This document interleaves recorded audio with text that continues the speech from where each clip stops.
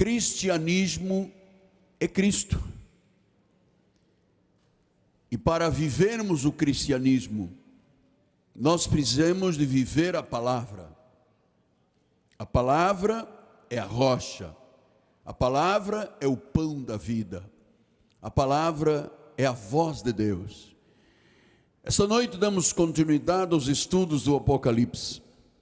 Não se arrependeram das suas obras. Apocalipse capítulo 16, versículo 11, diz assim: João, na ilha de Patmos, e blasfemaram o Deus do céu por causa das angústias e das úlceras que sofriam, e não se arrependeram das suas obras.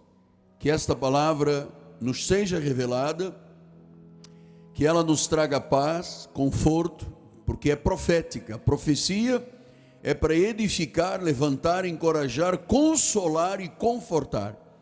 E isto tudo acontecerá pela pregação da palavra. Vamos abrir os nossos corações, vamos ficar sensíveis e ouça o que Deus quer falar à tua vida. Oremos ao Senhor.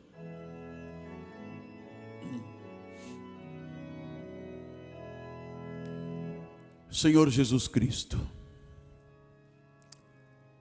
maravilhoso Pai, conselheiro, Deus forte, Pai da eternidade e príncipe da paz. Senhor, fala à igreja, revela-te a cada coração. Aqui estão homens e mulheres, famílias, que querem viver a verdade de Deus, que não aceitam meias verdades, porque só a verdade liberta, só a verdade transforma, só a verdade santifica. Por isso, Senhor, que a tua voz se faça ouvir através dos lábios do profeta da igreja, e que essa voz da palavra seja realmente como essa espada que penetra, separa juntas e medulas, a alma do espírito, e ela discerne até as intenções do coração. Então, Senhor, fala-nos ao coração, fala-nos ao nosso espírito, em nome de Jesus. E todo o povo de Deus diga amém, amém e amém. Obrigado, meu bispo amado. Meus amados irmãos, minha família bendita, noiva de Cristo, estão todos ataviados de branco, sem manchas, sem rugas e sem defeitos. Você é selo do meu apostolado. Você é uma carta escrita pelo Deus vivente. Você é uma pessoa muito preciosa. Você é uma pessoa muito importante para Deus. Ele deu a sua vida e derramou o seu sangue por sua causa, por minha causa. Meus filhinhos em Cristo Jesus. Nós vemos a cada domingo, conhecendo e observando a revelação dos juízos de Deus relatados por João no livro do Apocalipse. E você percebe que a cada domingo, com o avanço do livro, você percebe que os juízos de Deus estão se acumulando. Parece que as desgraças estão realmente vindo sobre aqueles que não temem a Deus, que não se arrependem e que blasfemam contra Deus. Veja como é que João disse, o Deus do céu.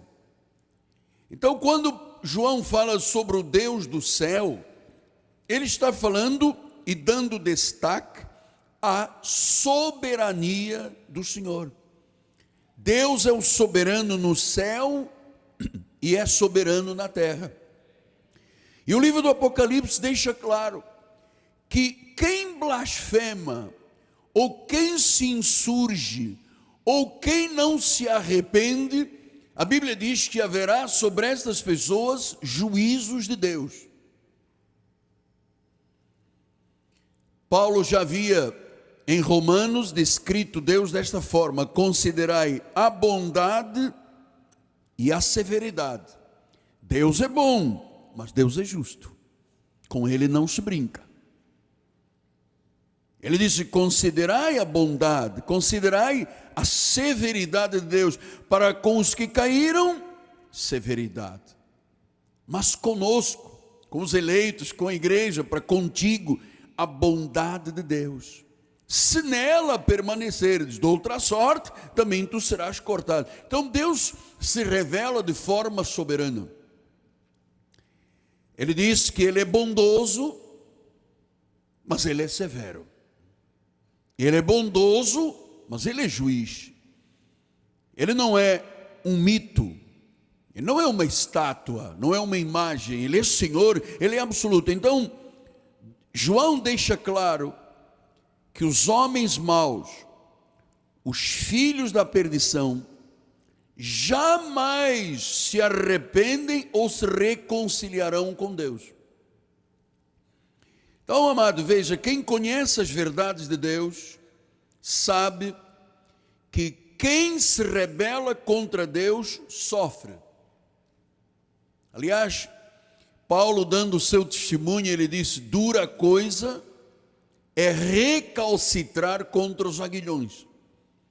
Quando Paulo, ainda como Saulo de Tarso, ia a caminho de Damasco, para prender os do caminho, os primeiros cristãos, e de repente aquela luz brilhou, ele caiu do cavalo, e ele começou a perceber ali, que ele tentou recalcitrar contra os aguilhões, tentou lutar contra Deus, mas irmãos amados, não há como lutar contra Deus. Quem é soberano, e a palavra está mostrando claro, é o Senhor. A Bíblia diz: Senhor de senhores, Rei de reis, o Todo-Poderoso. A palavra hebraica é El Shaddai. Então, nós não servimos a um deusinho, nós não servimos a um deusinho que se transforma em estátua. Nós servimos a um Deus bondoso e severo, a um Deus que não se deixa humilhar. Então, amados, talvez você pergunte: mas apóstolo, aqui está dizendo que apesar das angústias, apesar das úlceras, do juízo de Deus que vinham continuamente, nós estamos estudando isto a cada domingo, diz que estas pessoas não se arrependeram. E talvez a pergunta do senhor, da senhora seja: mas apóstolo, por que há pessoas que não se convertem? Por que há pessoas que preferem a escuridão? Por que há pessoas que preferem os prazeres da carne, o mundo, as suas concupiscências? Por que há pessoas que são seduzidos e enganados por Satanás, cegados por Satanás, e jamais veem a glória de Deus? É porque eu tenho lhe explicado que existem duas sementes sobre esta terra: os filhos de Deus e os filhos da perdição. E Jesus deixou isto claro de uma forma sensível. Ele disse assim: vós não credes, e aqui está o segredo, porque não sois, diga, minhas ovelhas, porque não sois minhas ovelhas. Quer dizer que há pessoas nesta terra que não são ovelhas de Jesus e nunca crerão. Eles amam a concupiscência, eles amam o mundo, os prazeres do mundo, a escuridão, as trevas, porque não são ovelhas. E Jesus disse: as minhas ovelhas não, as minhas ovelhas ouvem a minha voz e me seguem. Então, imagine já, você está aqui na igreja, amado, você não veio aqui por nada nem por ninguém. Você é ovelha de Jesus que está seguindo a voz do Senhor. Diga glória a Deus, por favor. A glória do Evangelho. O Evangelho significam boas novas. A graça do nosso Senhor Jesus Cristo, quando ela é ouvida, produz fé. E quando você tem fé, então a sua vida sofre uma mudança dramática. Você sai da morte para a vida, das trevas para a luz, da ira para a graça de Deus. E veja o que acontece em João 8,32, diz assim: você conhece a verdade? Pastor, mas todas as religiões do mundo dizem que são a verdade. Isso está correto. Mas a única verdade é Jesus Cristo, amado. As outras são religiões. Então ele disse: conhecereis a verdade, a verdade. Oh my God, outra vez. O que está vendo com essa voz? Saia daí, Satanás. Então, conhecereis a verdade vos libertará. João 8,51, em verdade, eu vos digo, se alguém guardar a minha palavra, não verá a morte eternamente, porque quem crê viverá eternamente. Lucas 13,5 diz: não eram, eu vos afirmo, mas se não vos arrependerdes, todos igualmente perecereis. Veja em Atos 3,19, arrependei-vos, pois, e convertei-vos para serem cancelados os vossos pecados. Então, quando você ouve a verdade e você é ovelha de Jesus, você tem os seus pecados cancelados. Você é perdoado, você sofre uma dramática mudança. A Bíblia diz: da morte para a vida. Apocalipse 2,16 disse: portanto, arrepende-te, senão venho a ti sem demora, e contra eles pelejarei com a espada da minha boca. Você veja como é que Deus garante à sua igreja, ao seu povo, a segurança, e diz claramente que quem não se arrepende, quem não é semente da salvação, está debaixo dos juízos dele. Apocalipse 9,21 disse: nem ainda se arrependeram dos seus assassínios, nem das suas feitiçarias, nem da sua prostituição, nem dos seus furtos. Está mostrando as características daqueles que não são salvos. Agora deixa eu lhe explicar algo muito importante. Onde está o centro da carga dos julgamentos de Deus? Porque a sensação que nós temos é assim: Deus revelou o Apocalipse, Deus está falando da segurança da igreja, e Deus está falando de julgamentos, juízos e condenações. Onde está o foco dessa carga de julgamentos?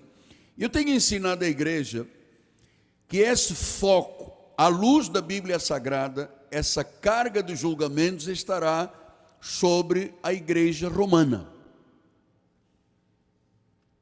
Porque, irmãos amados, ouçam uma coisa muito importante. Deus tem um modelo de igreja que Ele criou. A Bíblia diz que nós temos que ser alicerçados sobre profetas e apóstolos, e que a igreja é coluna e baluarte da verdade.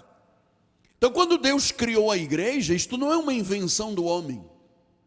Quando Ele criou a igreja para ser coluna e baluarte da verdade. Mas no ano 303, um imperador romano chamado Constantino criou uma igreja que ele chamou Igreja Católica Romana.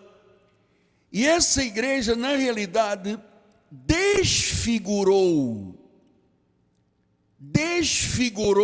deformou o projeto de Deus quanto à igreja de Jesus. Então, olha o que diz Apocalipse 17, 5-9.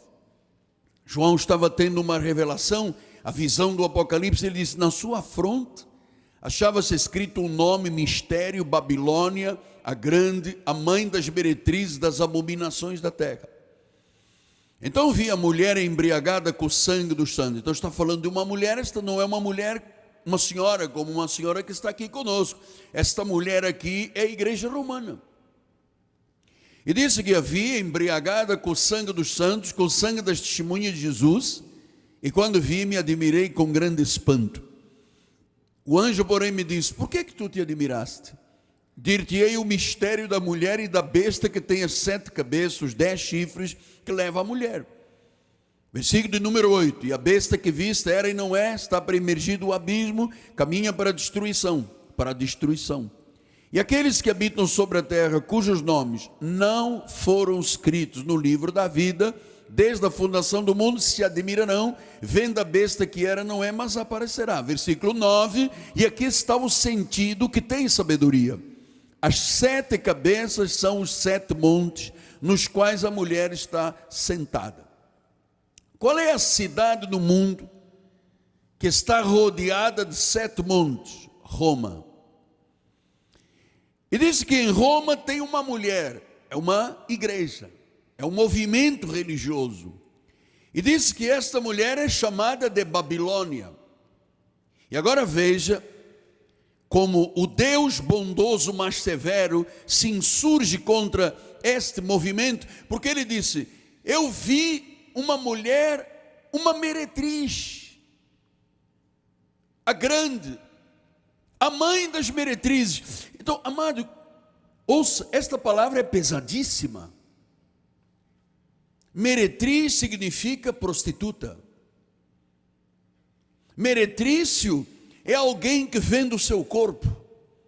Então Deus revelou através de João na ilha de Patmos que aquela cidade, aquela mulher que está sentada sobre 7 montes, na realidade é uma meretriz, a grande, a mãe das meretrizes. Quer dizer que ela é uma meretriz e produziu meretrizes, filhas à volta do mundo.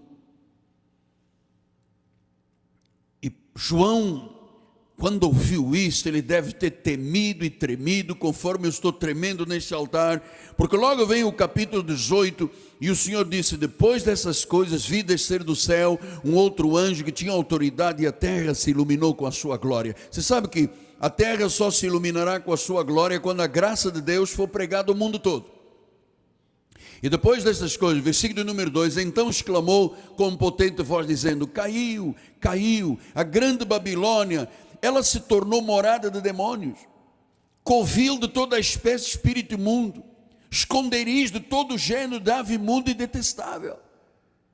Pois todas as nações têm bebido do vinho, vinho quer dizer doutrina, do seu furor, da sua prostituição. Com ela se prostituíram os reis da terra, também os mercadores da terra se enriqueceram à custa da sua luxúria. Versículo número 4, ouvi outra voz dizendo, agora ouça, o Senhor revelou que aquela cidade de 7 montanhas, 7 montes, tinha uma mulher ali, a igreja, uma igreja, que era chamada de Babilônia, uma meretriz que produzia filhas, porque ela é a mãe das meretrizes, e ele disse, ali se tornou o covil de todo o espírito imundo, todos os demônios desta terra. Então eu sei que isto é muito difícil explicar estas verdades, porque a grande maioria de nós temos origem na igreja romana, mas você deve estar absolutamente convencido que as doutrinas romanas, elas são idólatras, elas são ocultistas, porque Roma conseguiu fazer o que fez, porque proibiu a Bíblia. A Bíblia, o povo romano, da igreja romana, eu vivi lá 21 anos, eu nunca tinha tido acesso à Bíblia Sagrada, e aí começou a deformar a igreja proclamada por Jesus, com reza aos mortos, purgatório, velas, adoração à Virgem Maria, e começou o espírito do ocultismo na igreja, e você sabe, não estou falando nenhuma mentira, nem nada perverso. Onde está o Opus Dei? O Opus Dei é um braço da igreja romana de ocultismo. Onde nasceram os templários? Um braço de ocultismo na igreja romana. Onde se envolve a maçonaria em Roma? A partir de um braço da igreja romana. Então, Jesus está dizendo, ali é um covil de espíritos, de demônios. Foi por isso que em 1517, lá na Alemanha, em Wittenberg, um padre agostiniano se insurgiu contra a igreja romana, porque ele percebeu que o modelo da igreja que Deus estabeleceu, que deu forma, havia sido deformado pela igreja de Roma. E note uma coisa, por favor, esteja atento, porque ele chamou de a mãe das meretrizes, significa que existem muitas filhas espalhadas. Olha, aqui dentro do Rio de Janeiro existem muitas, no Brasil e no mundo, que são filhas de meretriz. Ou seja, o que se faz é uma verdadeira prostituição com a obra de Deus. Então Martinho Lutero disse, não, eu não aceito isso. Ele conhecia os desvios da conduta moral de Roma. Ele disse, não, culto aos santos, culto a relíquias, veneração das imagens, objetos, o purgatório, as penitências, as indulgências. Ele disse, não, isso não é bíblico. E então ele promove a reforma protestante. Ele conheceu o modelo da igreja original, a forma. Ele percebeu como é que Roma, através de Constantino, deformou a igreja, e ele promoveu o quê? Uma reforma. Por isso agora no dia 31 de outubro, nós conhecemos os 500 anos da reforma. Então a reforma o que foi? Foi o grito do Espírito Santo contra a deformidade, a descaracterização do que é uma igreja. Veja, que Deus fala ao seu coração, amado, que Deus fale. Ouça, quando Deus chamou de meretriz, isso é pesado. Eu não teria coragem de chamar a um movimento religioso de meretrício, mas quando Deus diz a mãe das meretrizes, Deus estava indignado, amado.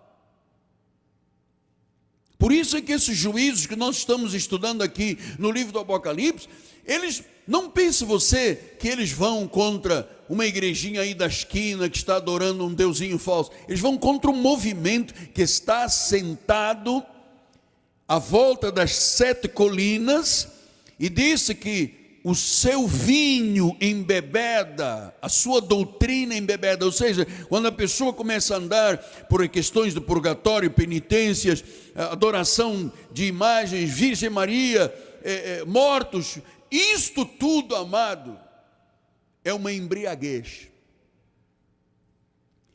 E eu vou lhe dizer, eu frequentei 21 anos a igreja católica, eu entrava pecador e saía pecador, nunca houve nenhuma transformação da minha vida, não houve novo nascimento, não havia Bíblia, no meu tempo era em latim. O seu padre rezava a missa de costas para o povo em latim. Imagina você, português já é difícil, ainda mais latim. E diz que as pessoas que bebem dessa doutrina, desse vinho, ficam embriagadas. E ele diz, os reis da terra todos se prostituíram. Você sabe, não há nenhum governante sobre a terra, pelo menos no Ocidente, que faça alguma coisa se Roma não aprovar. Então, nossos presidentes todos vão lá, beijar o pé do Papa, a mão do Papa, porque isto é bíblico.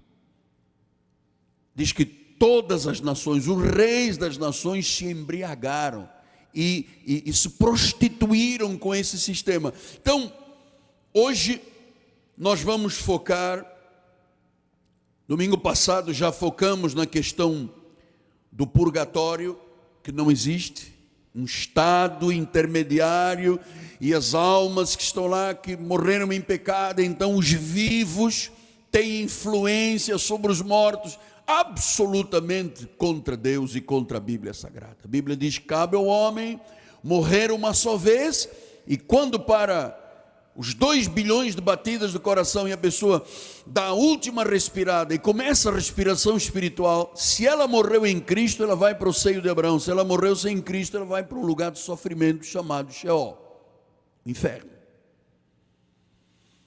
Então não pode, nem existe na Bíblia Sagrada um purgatório, um lugar em que se purga, que se purifica, e eu daqui vivo tenho influência sobre os mortos. Isto é antibíblico, é heresia. Então falamos disto domingo passado e os senhores apreciaram, e hoje eu quero lhe falar um pouco sobre a doutrina das penitências, porque essa foi uma das doutrinas que deformou a forma da igreja original e que gerou o comércio do povo de Deus. Fazem comércio de vós. Paulo disse, eu não mercantilizo. Então você começa a perceber que a meretriz desfigurou a igreja, mas a igreja não é isso. Igreja é o que nós vivemos e os ministérios da reforma. Todas as igrejas protestantes nasceram da reforma, mas muitas delas se desviaram da forma original da reforma e estão deformadas. Então o que Deus fez a partir de 1986? Ele veio com um vento de reforma para que esta e a partir desta igreja, aqui a Cristo Vive, começássemos uma última reforma protestante. E você sabe que esse grito ecoou pelo mundo todo. Hoje nós temos pessoas no Irã, no Iraque, no Kuwait, no Japão, na Ásia, na Coreia, no mundo, na África, no continente, por todos os lados as pessoas começaram a voltar à reforma. Porque grande parte das filhas da meretriz, amado, deformaram a igreja. Você imagina uma igreja onde se entrevista demônios? Quando Jesus mandava calar os demônios, se entrevista demônios. Sim, numa igreja que a fé é baseada em vidros de óleo, sal, fogueira, existe aqui. Você percebe que havia e há uma mãe meretriz que tem filhas. A lei promove isso, a lei é um ministério de condenação e de morte. E as igrejas da lei deformaram totalmente o modelo de Deus. O modelo é sã doutrina. Não tem nada a ver com Moisés. É Jesus e a rocha. São os apóstolos e os profetas. Esta é a igreja original. Então, a igreja romana criou a doutrina das penitências. Eu vou conversar um pouquinho com você, porque eu entendo disto profundamente. Essa doutrina das penitências, domingo passado falamos sobre purgatório, hoje são penitências. É o quarto dos 7 sacramentos da igreja romana. E o que diz a penitência? É uma prática que pretende levar o pecador a conseguir a absolvição dos seus pecados através de um oferecimento de uma graça.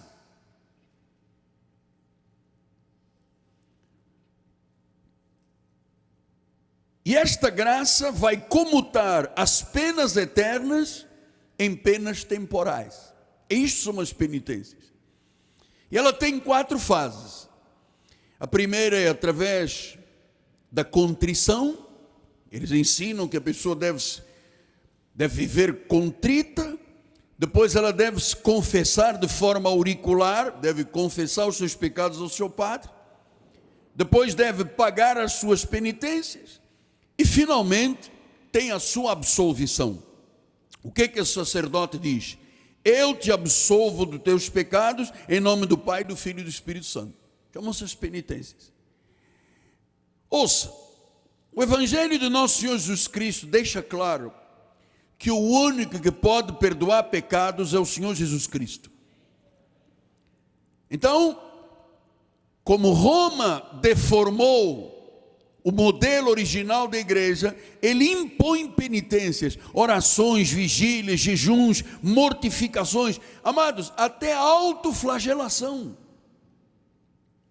Você sabe que há pessoas católicas que se autoflagelam? Nas Filipinas eles se crucificam. Católicos que se crucificam, autoflagelam com chicote, até sangrar, porque eles dizem que isto é mortificação. Até os jejuns, você sabe, a igreja promove jejuns, 1 semana, 15 dias, 10 dias, isto tudo, vigílias, jejuns, mortificações, autoflagelação, amado, isto é condenado pela Bíblia Sagrada. No ano 615 da era de Cristo, São Columbano, da igreja romana, então ele promulgou as penitências. Ele disse o seguinte: se você praticar um homicídio, você durante 10 anos tem que jejuar tantos dias por mês. Se você for apanhado num mover homossexualista ou de homossexualismo, 10 anos de jejum. Se houver fornicação, 3 anos. Se for um roubo, 7 anos. Se for satisfação sexual, 1 ano. Então, o que a igreja dizia? O penitente tem que cumprir essas tarefas para que os seus pecados sejam perdoados. Depois eles ensinavam que o penitente tinha que passar a fase de jejuns, e ele, inclusive, se não fosse capaz de jejuar, podia escolher pessoas para jejuar por elas. Então você vê, até essas coisas do jejum, do sacrifício, do pagar o preço, isso é tudo uma deformidade de Roma, que chegou à igreja protestante. Que chegou à igreja protestante, que se envolveu na igreja protestante. O Salmo 49, 7 e 8 diz assim: ao irmão, verdadeiramente ninguém pode remir, nem pagar por ele a Deus o seu resgate. Então, nem eu posso pagar por quem vai, segundo eles dizem, para o purgatório, nem eu posso pagar uma penitência por alguém, jejuar por alguém. Aí eu estou jejuando pela salvação da minha sogra. A Bíblia diz que ninguém pode pagar a Deus o resgate de outra pessoa. Salvação é individual. Eu não posso ser salvo salvando você. Eu não posso salvar você. Você não pode se salvar. A salvação vem de Jesus Cristo. Versículo de número 8, ele diz: pois a redenção da alma deles é caríssima. Por que é caríssima? Porque custou o preço do sangue da vida de Jesus Cristo. Diga glórias a Deus, amado. É caríssima. Ela não é com uma penitência, com uma confissão, com pagar o preço de alguma coisa, com uma vigília, com uma oração, com um jejum, com uma mortificação. Não é. Não há na Bíblia Sagrada plenas indulgências. Indulgência vem do latim gentilezas. A igreja não tem gentilezas para perdoar pessoas. A igreja não tem poder para perdoar. O sacerdote não tem, o apóstolo não tem, o bispo não tem, o rabino não tem. O único que perdoa pecados é Jesus Cristo. Pastor, me fale um pouquinho, me ensine sobre a confissão auricular. Olha, isso nasceu no século XI. As pessoas que pagavam as suas penitências pelo perdão dos seus pecados tinham que começar com a confissão auricular. Porque eles diziam e dizem até hoje que o sacerdote tem poder para atar e desatar. Que o sacerdote pode condenar ou absolver.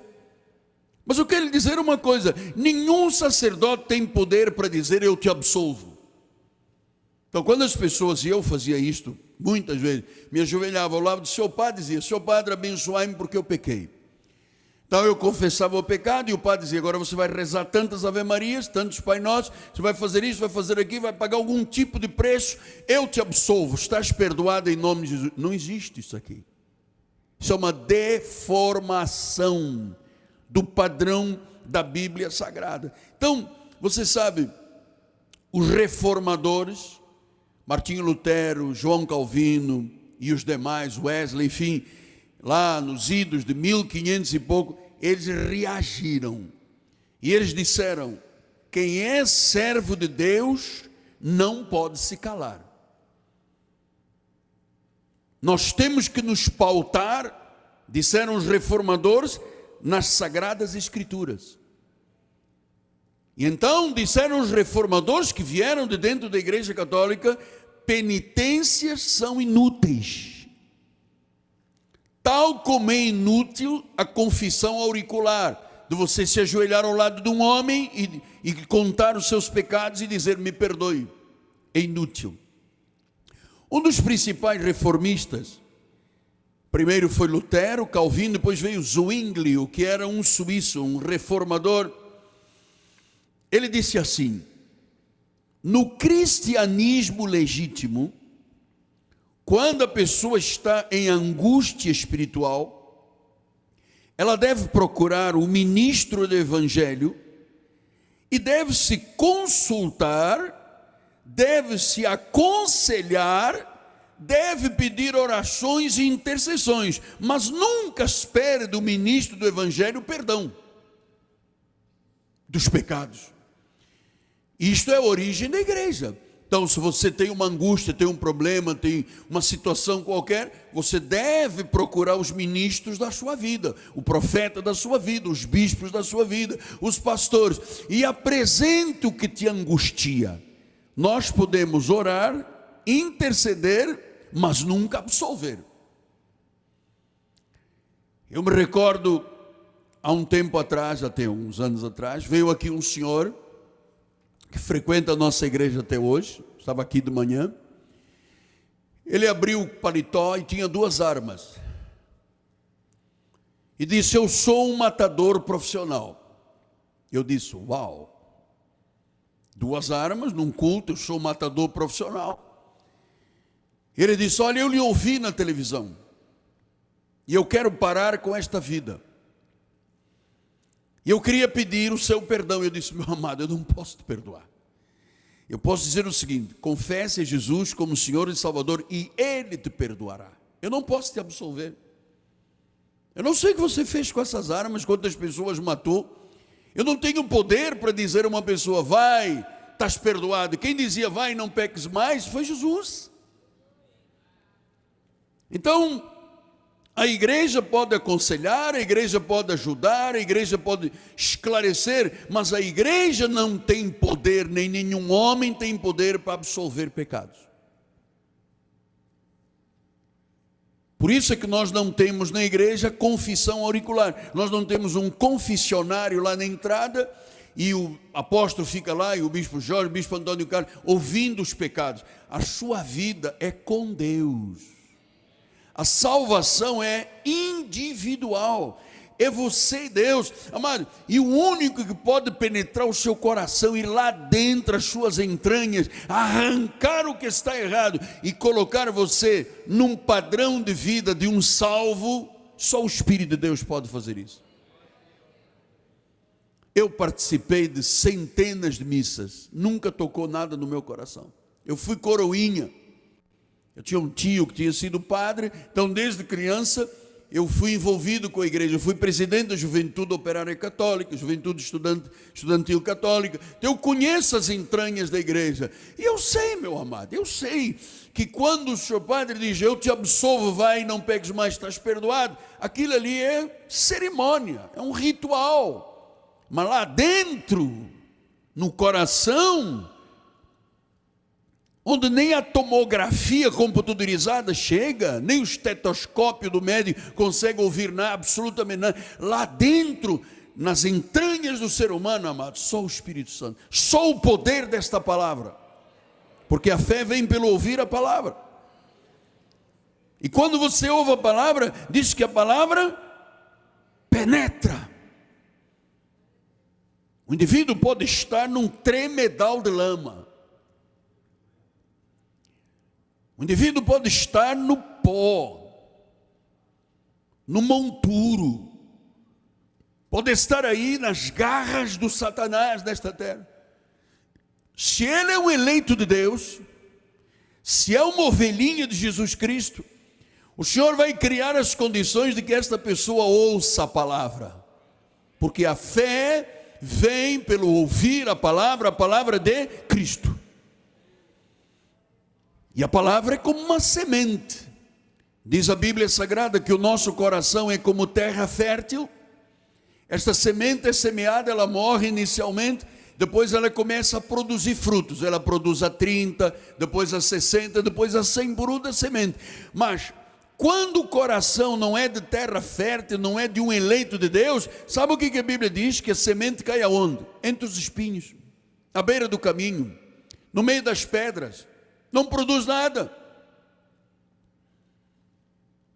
Você sabe quantas pessoas às vezes estão aqui no culto e simplesmente se levantam, batem os pés lá na porta? Desta manhã, 3 ou 4 pessoas saíram, bateram os pés lá, reclamaram, fizeram, e não são ovelhas. Olha a ovelha de Jesus, olha aqui. As ovelhas são humildes porque dependem de Deus. A ovelha tem uma acuidade visual pequena, é preciso que o pastor indique o caminho, é preciso que o cajado expulse o lobo, é preciso uma voz profética que indique o caminho. Então, nós estamos centrados e certos, amados, de que este ministério, que é parte da última reforma, desde 1986, que ventos de reforma têm ensinado esta igreja a viver a sã doutrina. Há pessoas que não gostam, há pessoas que gostam da mentira. Pessoas gostam da mentira. Eu conheço gente que anda agarrada a um vidrinho de óleo, que o óleo misturado com vinho, com água, então aqui é o Espírito Santo com azeite, que é o Espírito Santo, o vinho é o sangue, a água, e vivem agarrados ali. E onde está Deus na vida dessas pessoas? Não tem. Elas acreditam no vidrinho de óleo, mas elas não acreditam no Deus Todo-Poderoso que manda viver por fé. Então nós estamos num trabalho, amado, desde 1986, bispo é testemunho que nós éramos 2 jovenzinhos, desde 1986, que nós tratamos de expulsar a Agar da igreja, a lei da igreja, os sacrifícios da igreja, os jejuns, o paga o preço, as abluções, esses mandamentos de homens, luas, comidas, bebidas, nós expulsamos isso tudo, para que a igreja voltasse a ser a igreja bíblica, entende, vovô? Para que a igreja seja a igreja bíblica e não uma igreja deformada. A igreja tem um governo, ela é governada por apóstolos, profetas, evangelistas, pastores e mestres. Ela tem na sua vida administrativa diáconos, presbíteros e bispos. É o governo da igreja. Então este governo da igreja tem que cuidar para que nós não caiamos nem à direita nem à esquerda, mas mantenhamos o foco na palavra. Nós somos das poucas igrejas do mundo onde só se vive a fé. E você às vezes nem se apercebe porque que você é tão apaixonado por Deus, porque você é apaixonado pela palavra. Porque a palavra fez uma obra na tua vida, você nasceu de novo. Eu não fiz nada, absolutamente nada, a não sei pregar a palavra. E a palavra se encarrega de fazer tudo na tua vida, porque ela é cortante, ela é penetrante, ela é como uma espada de 2 gumes. Então Deus fez esta obra na minha vida, e se Deus fez na minha, pode fazer na vida de todos, que Ele escolheu e elegeu. Então nós temos que definir que ninguém tem poder para dizer eu te absolvo. Por quê? Por que eu não tenho poder para te absolver e perdoar de pecados? Nem ninguém tem, nem o Papa tem, nem o Rabino tem. Porque o pecado é uma ofensa contra Deus. E só Deus pode perdoar a ofensa contra Ele. Ninguém pode perdoar. Se pecado não é ofensa contra o meu vizinho, se eu pecar, o meu vizinho não quer nem saber de mim. Quando eu peco, eu ofendo Deus. E se Ele é o ofendido, só Ele tem poder para me absolver e me perdoar. Por isso que a Bíblia diz: se eu confessar com a minha boca e crer com o meu coração que Jesus Cristo é o Senhor e que Ele ressuscitou dentre os mortos, eu serei salvo. Glória a Deus mesmo. Glória a Deus mesmo. Então, Martinho Lutero, o reformista, disse: graças a Deus que nós somos livres desse insuportável fardo que foi imposto pelos papas à sociedade. Essa coisa de dizer que se não confessar, você está debaixo de um pecado mortal, isto é tirania, isto é coerção. Então Mateus 18 diz isto: em verdade vos digo, que tudo o que ligares na terra terá sido ligado nos céus, e tudo o que desligares na terra terá sido desligado nos céus. Então você está aqui, quem liga e desliga não é a igreja, não é um homem, é Jesus Cristo. Mateus 18 ele diz isto. E ouça uma coisa, quem liga e desliga é Deus para todos os cristãos. Depois em Mateus 18 e 19 ele diz assim: também eu te digo que tu és Pedro, e que sobre esta pedra, então Jesus está falando sobre a igreja, como ela foi estabelecida. Jesus olha para Pedro e diz: Petros, tu és Petros, tu és uma pedrinha. E ele disse: sobre esta pedra angular, Jesus, eu edificarei a minha igreja. Portanto, a igreja que as portas do inferno não prevalecem é a igreja estabelecida sobre Petra, sobre a pedra angular que é Jesus, e não sobre Petros, a pedrinha de Pedro. Pedro não poderia ser fundamento desta igreja. Pedro traiu Jesus, Pedro mentiu, Pedro enganou, Pedro cortou a orelha de soldado. Meu Deus, se algum dia queria ter Pedro como base da minha vida. Tu és Petros, tu és pedrinha, como nós somos pedras vivas. Somos Petros, pedrinhas vivas desta construção. Mas quem é Petra, a pedra angular, que as portas do inferno não podem prevalecer? É Jesus Cristo. Versículo 19: dar-te-ei as chaves do reino dos céus. O que ligares na terra terá sido ligado nos céus, o que desligares na terra terá sido desligado nos céus. Pastor, então está aqui, o Papa diz que ele é que tem a chave, ele é que liga e desliga. Não, você liga e desliga, porque esta autoridade é dada a todos os crentes que fazem parte da igreja de Jesus. Então a chave do poder pertence à igreja e aos salvos. O ministério da palavra é de todos os cristãos. E eu termino com duas expressões que você vai guardar forever and ever, para sempre. Quando João Batista, um dos profetas, o último profeta do antigo pacto, quando ele chega e olha em João 1:29, diz a palavra do Senhor: no dia seguinte viu João a Jesus que vinha para ele, e ele disse: eis o Cordeiro de Deus. E ele diz: é Ele que tira o pecado do mundo. Não é o apóstolo, não é o Santo Padre. Aliás, a Bíblia proíbe de se chamar de pai.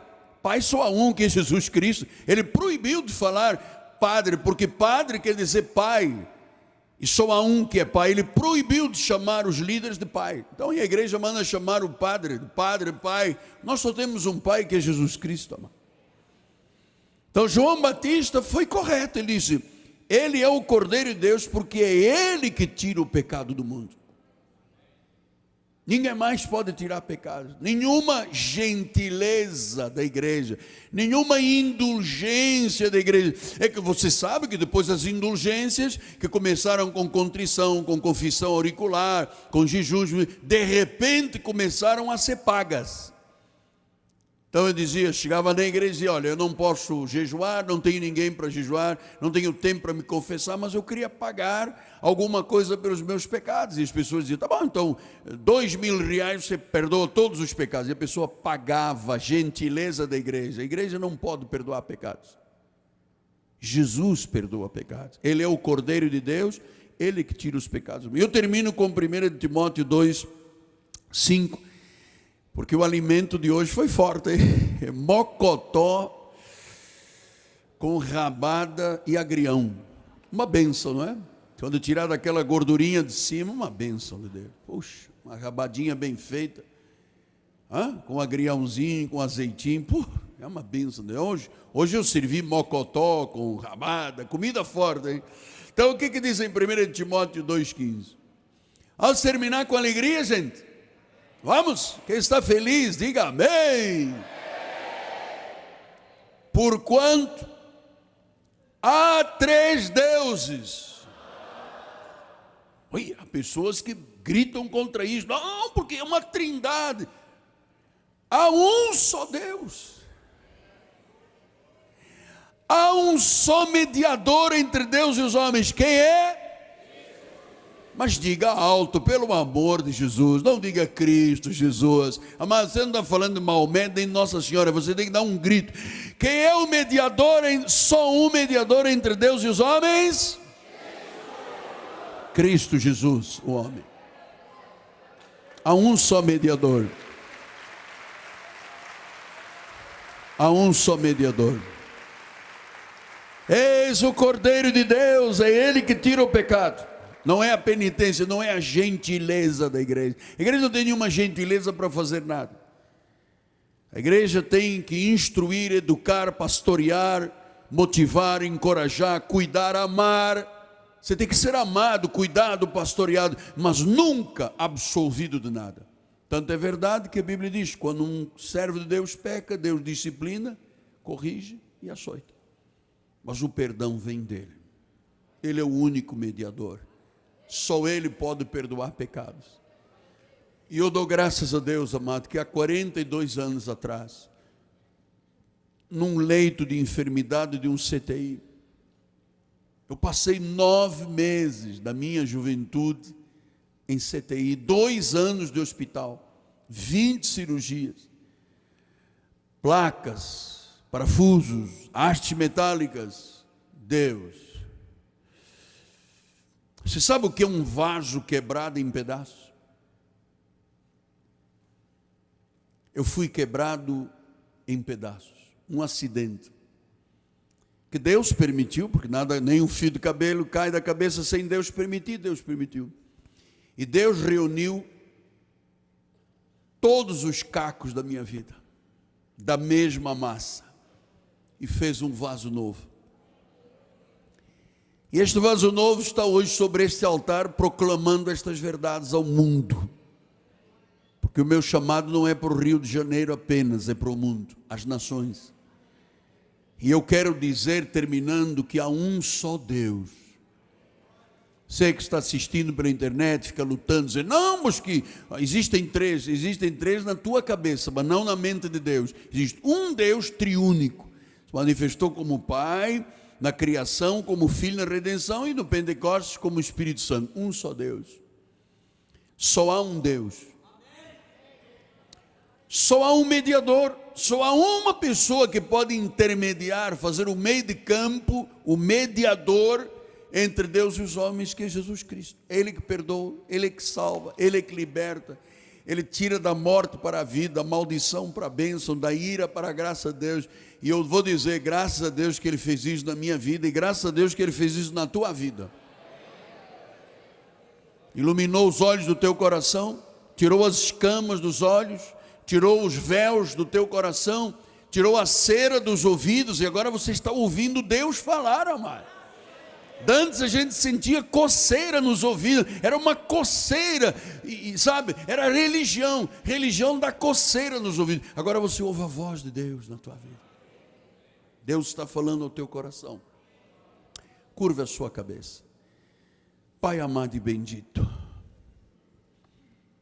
eu te engrandeço, Pai, por tudo que está sendo ensinado ao teu povo, pela revelação da tua palavra, e por essa obra eterna, que mais ninguém poderia fazer a não ser o próprio Deus.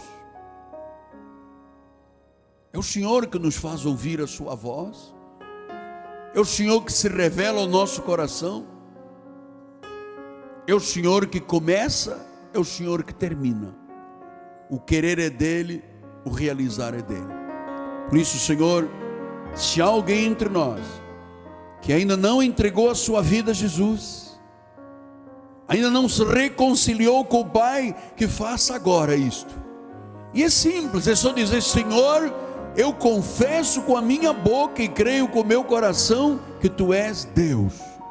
E a salvação, e o perdão, e a absolvição se manifesta na tua vida, em nome de Jesus Cristo. Amém, amém e amém. Graças a Deus. Vamos dar um lindo aplauso ao Senhor. Vamos ficar de pé. A nossa bispa primaz vai dar a bênção final e depois nós vamos cantar um corinho e vamos nos despedir. Segunda, terça e quarta, 3 clamores pela pátria. Glória a Jesus. Levante as suas mãos para os céus. Obrigada, Senhor, porque Tu és o nosso Deus. Tu és o Todo-Poderoso das nossas vidas. Tu és aquele, Senhor, que realiza boas obras, Senhor, em nós. Nós Te louvamos, Senhor, por este domingo glorioso, Senhor. Nós Te louvamos porque nós temos visto o Teu poder nas nossas vidas, nas nossas famílias, Senhor. E sabemos que grandes coisas Tu irás fazer. Pai amado, dá ordens aos Teus anjos que nos guardem, nos livres de todos os males, Pai. Porque nós sabemos que a Tua graça, o Teu amor e a Tua misericórdia nos seguirão todos os dias. Saia daqui satisfeito, feliz, porque Deus tem orientado a sua vida a ser melhor cada dia. Graça e paz, uma semana de vitórias. Amém.